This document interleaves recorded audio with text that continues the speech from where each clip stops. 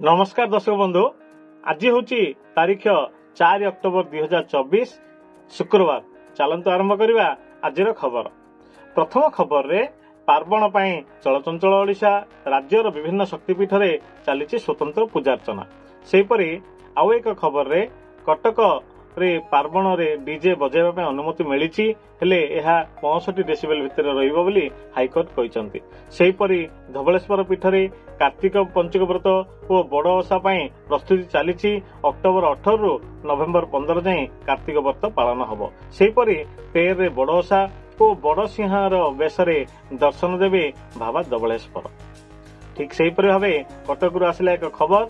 Cuttack ग्रामांचल SP भावे कार्य जोगदेवे प्रतीक सिंह। आसिला बाघ गणना रिपोर्ट। ओडिशार अछंती 696टी कलरापत्रिया बाघ। एबे आसिला सुभद्रा योजनार खबर। अक्टोबर 9 को दियाजिबो द्वितीय पर्याय प्रथम किस्ती। प्रस्तुति नहीं उन्नयन कमिशनर समीक्षा।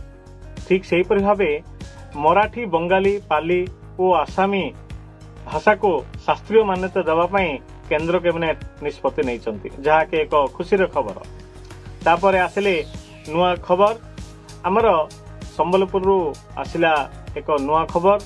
केन्द्रांचल डीआईजी भावे दायित्व ग्रहण कले आईपीएस चरण सिंह मीना। सेहीपरि धान किणा को नहीं बड़ घोषणा। 3100 टंका एमएसपी माने मिनिमम सेलिंग प्राइस रे धान किणिबे सरकार बरगड़ सोहेलारू।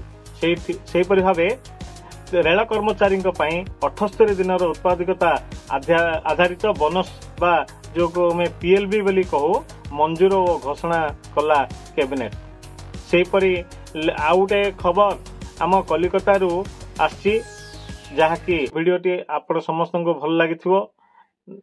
वीडियोटी भल लगी लाइक करंतु, चैनल को सब्सक्राइब करंतु। खास करी समस्त को आजिर दिनटी मंगलमय हो। नमस्कार।